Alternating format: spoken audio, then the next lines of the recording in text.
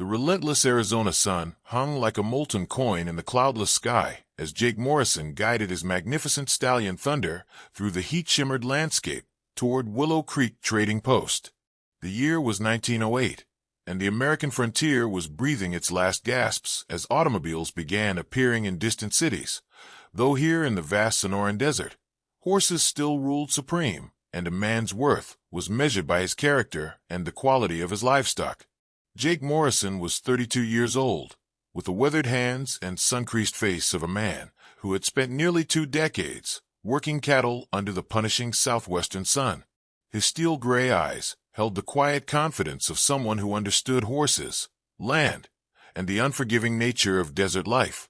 But beneath that confident exterior lay the fresh wounds of recent loss. Just 6 months earlier, a devastating 3-year drought had claimed his family ranch, forcing him to sell everything except Thunder to pay his debts. Thunder was no ordinary horse. The stallion stood 16 hands high, coal-black except for distinctive white markings on his chest and front legs that resembled lightning bolts.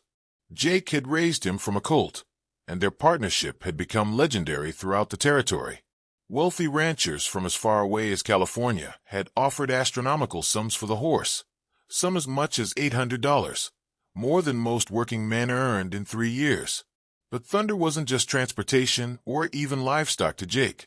He was family, companion, and the last tangible connection to the life Jake had lost. As they approached Willow Creek Trading Post, a ramshackle collection of adobe and wooden buildings that served as a crossroads for ranchers, miners, and the occasional desperate soul seeking a new start, Jake noticed an unusual crowd gathered near the main building. The trading post was owned by Bill Hensley, a gruff but fair man in his 50s who had witnessed the territory's transformation from wild frontier to something approaching civilization.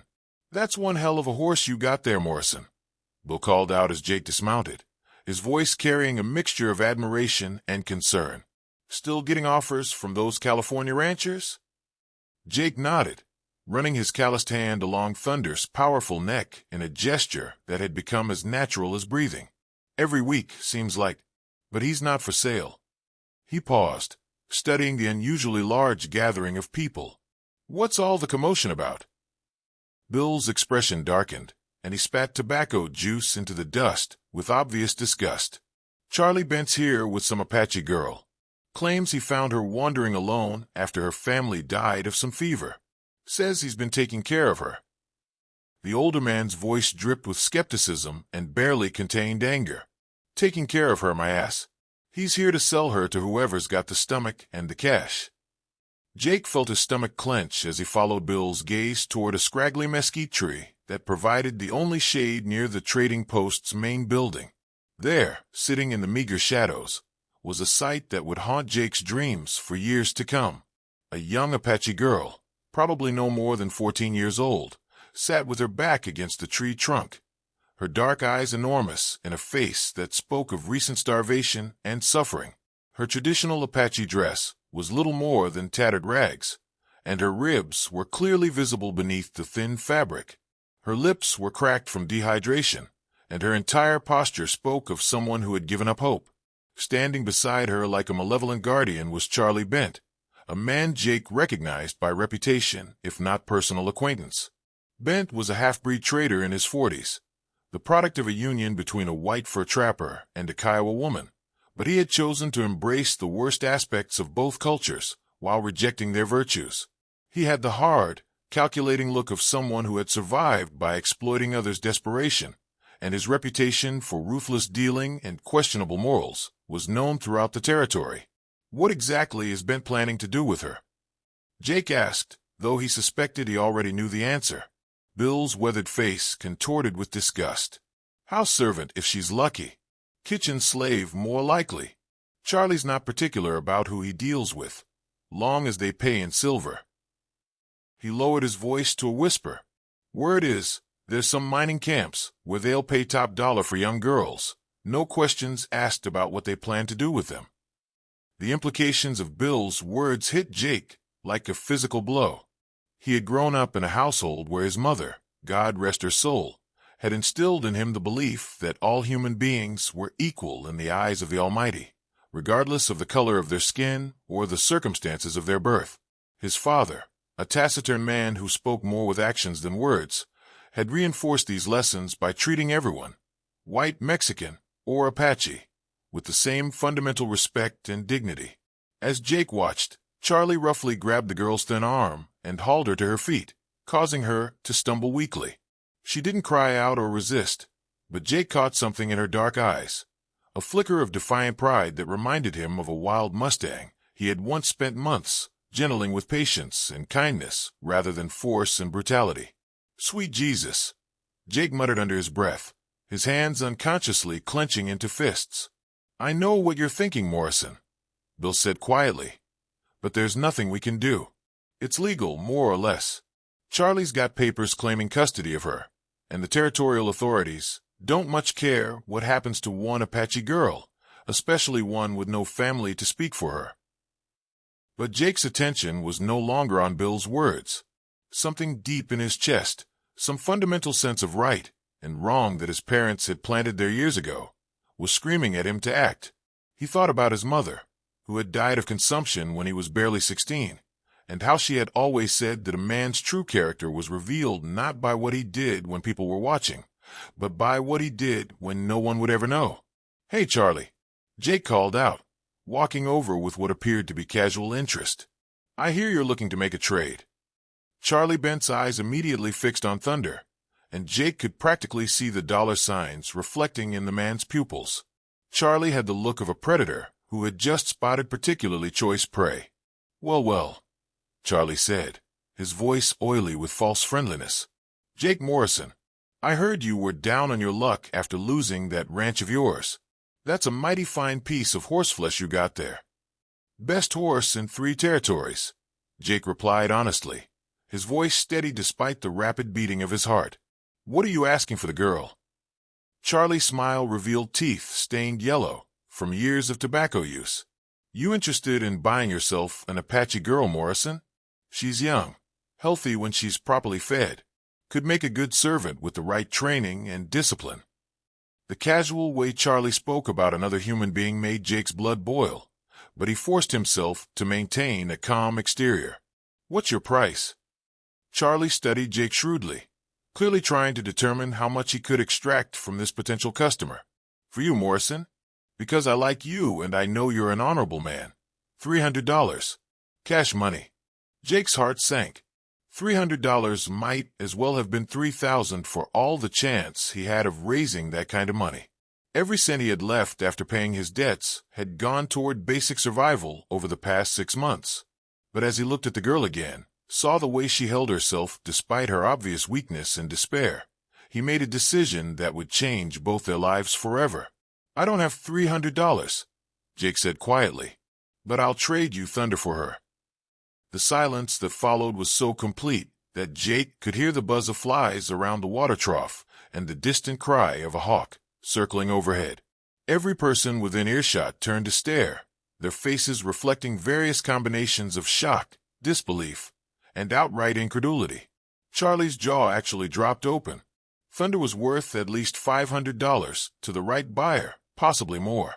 The horse represented breeding potential, transportation, and status all rolled into one magnificent package.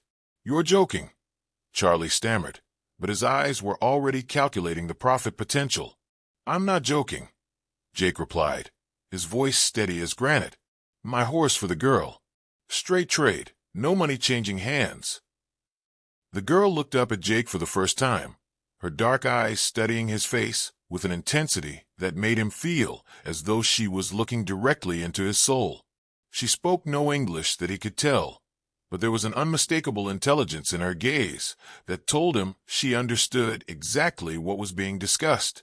Her name, Charlie had mentioned carelessly during a sales pitch, was Ayana, a beautiful Apache name that meant eternal blossom, though Jake wouldn't learn its meaning until much later. Bill Hensley stepped forward, his weathered face creased with concern. "Jake, son, think about what you're doing. That horse is all you got left. Without him, how are you going to make a living? How are you going to take care of yourself, let alone a sick Apache girl?" These were all valid questions, and Jake didn't have good answers for any of them. But as he looked into Ayana's eyes, he saw something that reminded him of his own sister, who had died of scarlet fever when she was just 12 years old. He saw dignity in the face of degradation, strength in the midst of weakness, and hope struggling to survive in the darkest of circumstances. Because it's the right thing to do, Jake said simply. Charlie, meanwhile, was practically salivating at the prospect of such a profitable trade. You got papers on her? Jake asked, knowing that even in 1908, such transactions required some form of legal documentation. Charlie quickly produced a crumpled document, hastily scrawled and barely legal, claiming custody of the girl under territorial law. Jake examined it briefly, his heart heavy with the knowledge that he was participating in a system that treated human beings as property. But he also knew that if he didn't act immediately, Ayana would face a fate infinitely worse than whatever uncertain future he could offer her. Deal, Jake said, extending his hand. As they shook hands to seal the agreement, Jake felt Thunder's warm breath on his shoulder. The stallion nickered softly, as if sensing that their long partnership was coming to an end.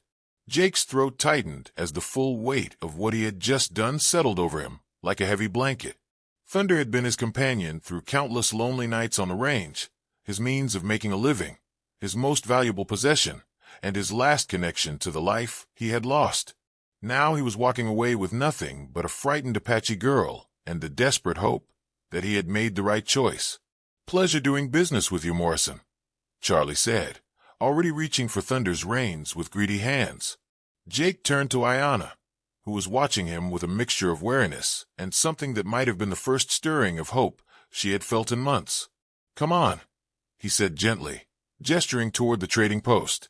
Let's get you some food and water. As they walked away together, Jake heard Charlie whooping with joy over his incredible good fortune in acquiring such a valuable horse for practically nothing. Jake didn't look back. He had made his choice, and there was no point in second-guessing it now. Whatever lay ahead, he and Ayana would face it together. The first challenge came immediately: communication. Ayana spoke no English, and Jake's knowledge of Apache was limited to a handful of basic words he had picked up from friendly scouts over the years. But hunger and thirst were universal languages, and Jake's first priority was getting proper medical attention and nourishment for the girl who was now, for better or worse, his responsibility. Dr. Samuel Wright, the circuit doctor who happened to be at Willow Creek Trading Post that day, was a man in his early 60s with silver hair and the steady hands of someone who had spent 40 years treating everything from gunshot wounds to childhood fevers. He had served as a field surgeon during the Civil War and had seen enough suffering to last several lifetimes, but he had never lost his fundamental compassion for those in need. She's severely malnourished and dehydrated, Dr. Wright told Jake after completing his examination in the small room behind the trading post that served as a makeshift medical facility. But she's fundamentally strong. With proper care, regular meals, and clean water, she should recover fully.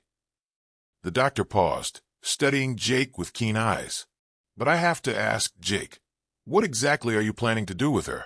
People around here aren't going to understand what you've done, and I suspect you haven't thought through all the implications of your decision.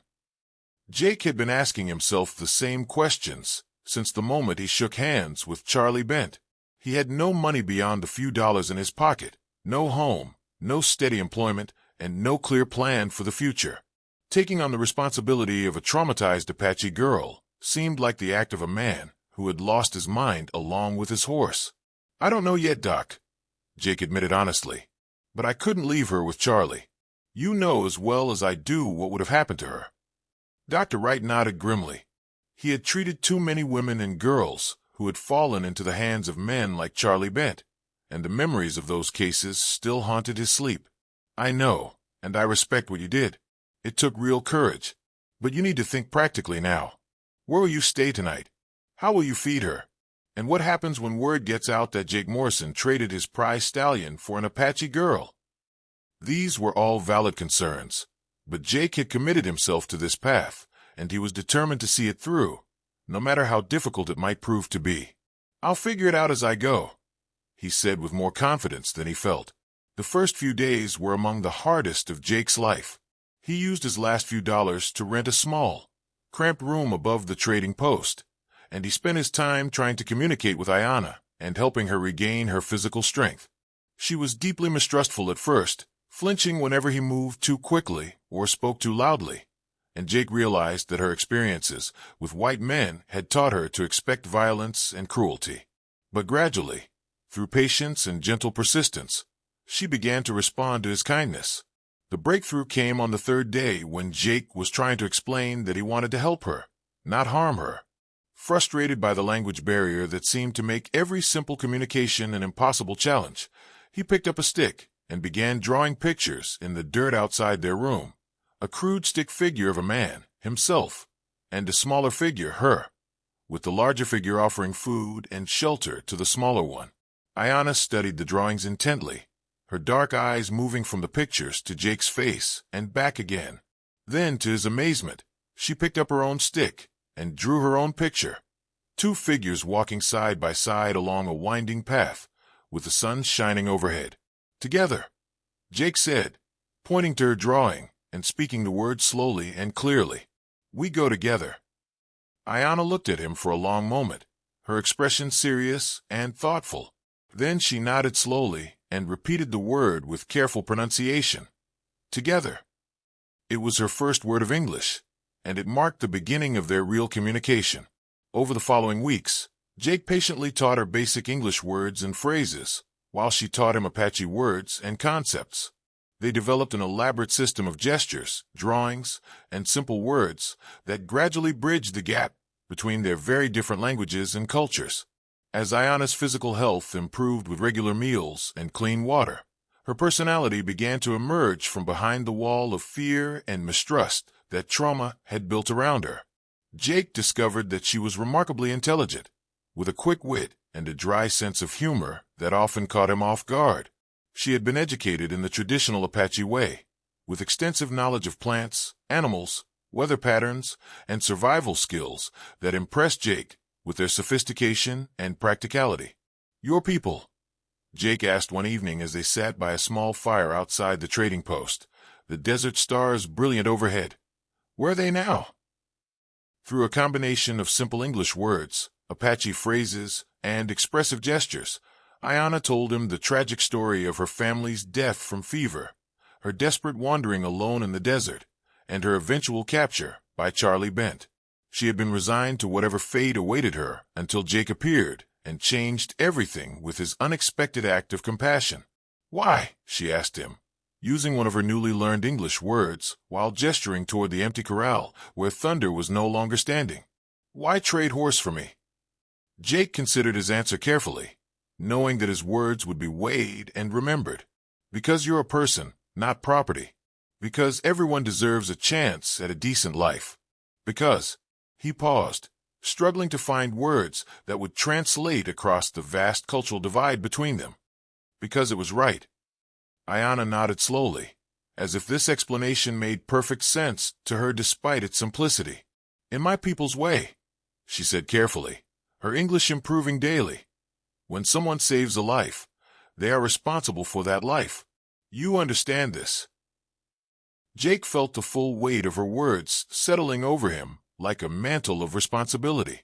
He was beginning to understand that his impulsive act of compassion had bound him to this young woman in ways he hadn't anticipated or fully comprehended. But instead of feeling trapped or burdened, he felt a sense of purpose and meaning that he hadn't experienced since losing his ranch. Their peaceful routine of learning and healing was shattered when word of Jake's unusual trade began to spread through the surrounding communities like wildfire. Jake had expected some criticism and disapproval, but the intensity of the hostility that greeted his actions surprised and disturbed him. Some people viewed what he had done as treasonous, a betrayal of his own race in favor of a savage who didn't deserve such consideration. Others saw it as evidence of mental instability, proof that the loss of his ranch had driven him temporarily insane. Morrison's gone soft in the head. Jake overheard one cowboy telling another at the trading post small saloon, trading a horse worth $500 for a dirty Apache girl. What's he planning to do with her anyway? The leering tone and obvious implications in the man's voice made Jake's hands clench into fists, but he forced himself to remain calm and walk away. Getting into a brawl would only make things worse for both him and Ayanna, and he was beginning to realize that they would need all the allies they could find. The situation reached a crisis point when Sheriff Tom Bradley arrived at Willow Creek Trading Post with a small posse of deputies. Bradley was generally considered a fair and honest lawman, but he was also a politician who understood the need to maintain order and satisfy the concerns of his constituents, most of whom were white settlers with little sympathy for Apache rights or welfare. "Jake," Bradley said, his tone regretful but firm as he dismounted from his horse, "I've got complaints about your situation here. Folks are concerned about having an Apache girl in the area without proper supervision or legal authority." "What kind of supervision?" Jake asked, though he suspected he already knew what was coming. "The Indian Agency wants to take custody of her. They say she belongs on the reservation with her own people under government supervision." Bradley's expression was apologetic but determined. "I'm sorry, Jake, but the law is the law." Jake felt Ayanna tense beside him, and though she might not have understood all the English words being spoken, she clearly grasped the threat inherent in the sheriff's presence.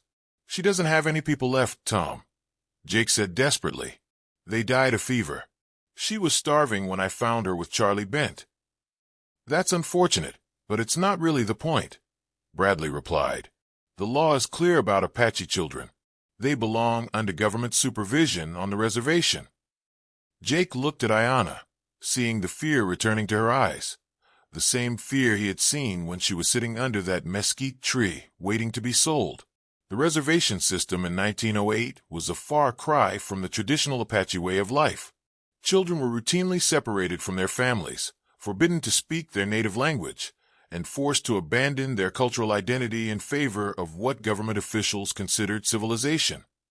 For a girl who had already lost everything that mattered to her, it would represent another form of death. "Give me some time, Tom," Jake said finally, his voice steady despite the desperation he felt. "There has to be another way to handle this." Sheriff Bradley studied Jake's face for a long moment, then nodded reluctantly. "I'll give you 1 week, Jake, but after that, I'll have to follow the law and turn her over to the Indian Agency. I'm sorry, but that's just how it is." As the sheriff and his deputies rode away in a cloud of dust, Jake felt the weight of impossible choices pressing down on him like a physical burden. He had to find a solution that would keep Ayanna safe and free while satisfying the legal requirements of a system that saw her as nothing more than a problem to be managed and contained. That night, as they sat by their small fire under the vast canopy of desert stars, Ayanna spoke quietly in Apache. Jake had learned enough of the language to understand the general meaning of her words.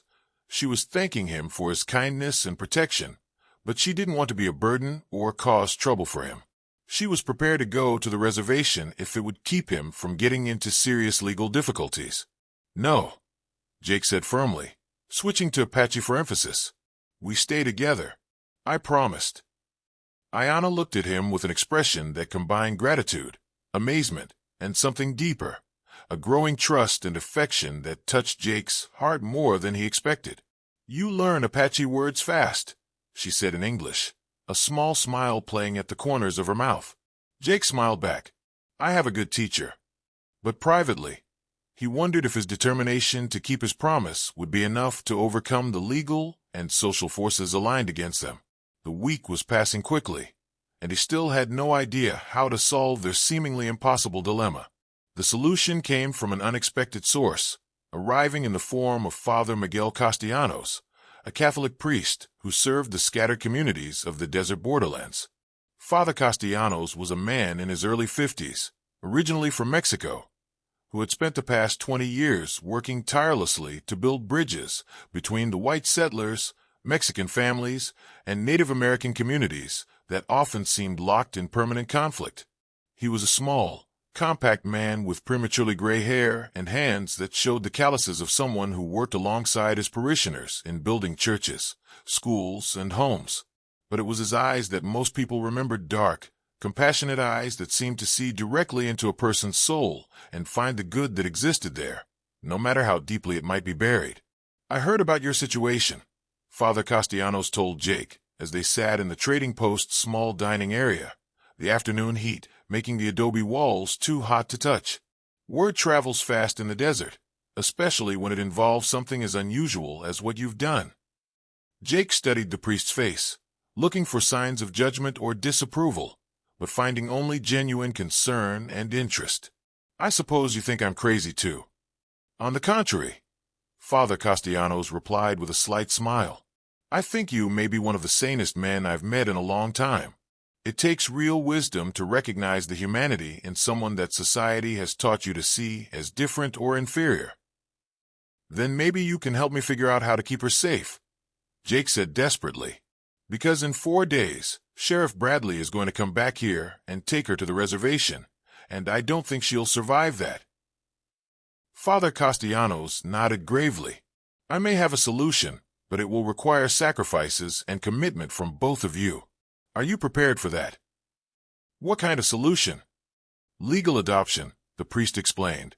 If you were to officially adopt Ayana as your daughter, she would be under your protection and authority rather than the government's. The Indian agency would have no legal claim on her. Jake felt a surge of hope, followed immediately by crushing doubt. Father, I don't have a home or a steady job. I've got maybe $10 to my name. How can I adopt anyone when I can barely take care of myself? That's where the sacrifice comes in, Father Castellanos said. There are conditions that the territorial court would impose. First, you would need to establish a permanent residence and demonstrate your ability to provide for her financially. Second, she would need to receive a proper education, reading, writing, arithmetic, and yes, Christian instruction. Third, you would both need to appear before a territorial judge and swear under oath that this arrangement is truly in her best interests. Jake's heart sank as the practical obstacles mounted up like an insurmountable wall. Father, I appreciate what you're trying to do, but I just don't see how. Let me finish. The priest interrupted gently. I said there was a solution, and there is. I know of a situation that might work for both of you. Father Castellanos went on to explain that there was a small ranch about 40 miles south of Willow Creek, owned by a widow named Elena Vasquez. Mrs. Vasquez was a remarkable woman who had come to the Arizona Territory as a young bride from Sonora, Mexico, and had worked alongside her husband to build a modest but successful cattle operation. When her husband died in a mining accident 2 years earlier, she had struggled to keep the ranch running on her own. She's been looking for a reliable foreman, Father Castellanos continued. Someone who understands cattle, can manage the day-to-day operations, and can help her maintain the property. The job comes with a small house, a decent wage, and the respect that comes from honest work.